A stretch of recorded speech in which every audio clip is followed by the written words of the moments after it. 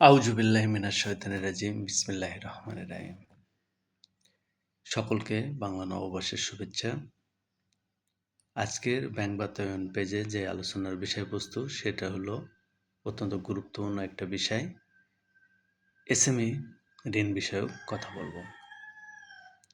SME শব্দের অর্থ হলো স্মল অ্যান্ড মিডিয়াম এন্টারপ্রাইজ, অর্থাৎ ক্ষুদ্র এবং মাঝারি যে ঋণ, সেই ঋণটাকেই বর্তমানে এসএমই নামে পরিচিত।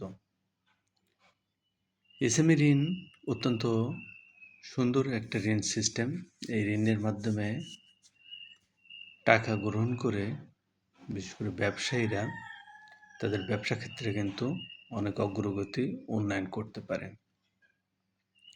এসএমই লোনটা সবচেয়ে বড় যে সুবিধা সেটা হলো একটা নির্ধারিত পরিমাণ লোন গ্রহণ করে আপনি যত টাকা ঋণ উঠাবেন, অর্থাৎ আপনি ব্যাংকের থেকে যত টাকা আপনার কাছে রাখবেন, আউটস্ট্যান্ডিং যেটা থাকবে তার উপরেই কিন্তু ইন্টারেস্ট হবে।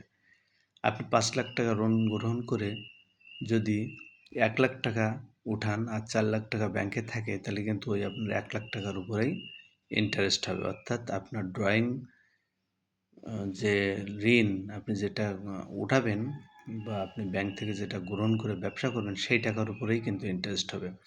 আবার ২ দিন পরে যদি আপনি ৫ লাখ টাকা ঋণ সম্পূর্ণ গ্রহণ করে যদি ২ লাখ টাকা জমা দেন, সেই ২ লাখ টাকা যতদিন জমা থাকবে ব্যাংকে, ততদিন কিন্তু ওই ২ লাখ টাকার উপরে কোনো ইন্টারেস্ট হবে না।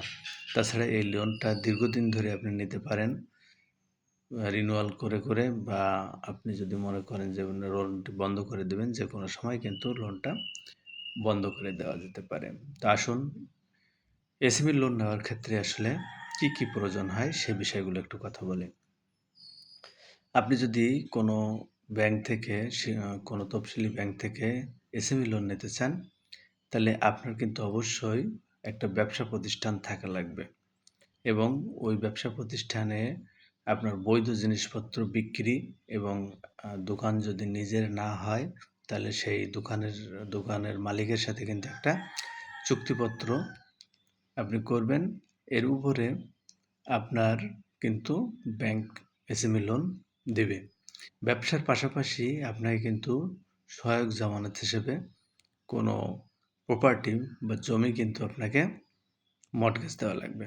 তাছাড়াও ব্যবসা প্রতিষ্ঠানের যে মালপত্র থাকবে এগুলোও কিন্তু আপনার ব্যাংকের নিকট জামানত হিসেবে আপনাকে দেখাতে হবে বা ওই জিনিসটাও কিন্তু ব্যাংকের নিয়ন্ত্রণে থাকবে। কিন্তু সরাসরি আপনার যে সহায়ক জামানত বা ল্যান্ড প্রপার্টি যেটা, ওটাই কিন্তু আপনাকে মর্টগেজ আকারে ব্যাংকে প্রদান করতে হবে। তো আপনার যদি বৈধ কোনো জিনিসের ব্যবসা থাকে, তো আপনি আপনার ব্যবসার পরিধি, ব্যবসার যে পরিমাণ ইনভেস্টমেন্ট আসে বা ব্যবসার যে সাইজ, সেই সাইজের উপরে এবং আপনার মর্টগেজ প্রপার্টিজের ভ্যালুয়েশনের উপরে আপনি যে কোনো অ্যামাউন্টের ঋণ বাংলাদেশের যে কোনো তফসিল ব্যাংক থেকে গ্রহণ করতে পারেন। এই লোন নেওয়ার ক্ষেত্রে আপনাকে প্রথমত আপনার ব্যাংকের সাথে যোগাযোগ করতে হবে এবং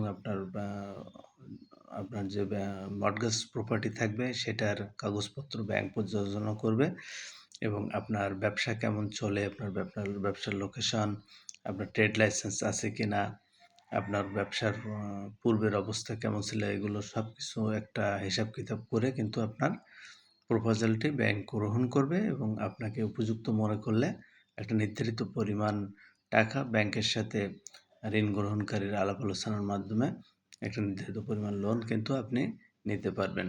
ঋণ গ্রহণের পূর্বে অবশ্যই আপনার মর্টগেজ প্রপার্টির সমস্ত কাগজপত্র ব্যাংকে সাবমিট করতে হবে এবং আপনার মর্টগেজ প্রপার্টিটা কিন্তু ব্যাংকের নামে মর্টগেজ করে দিতে হবে।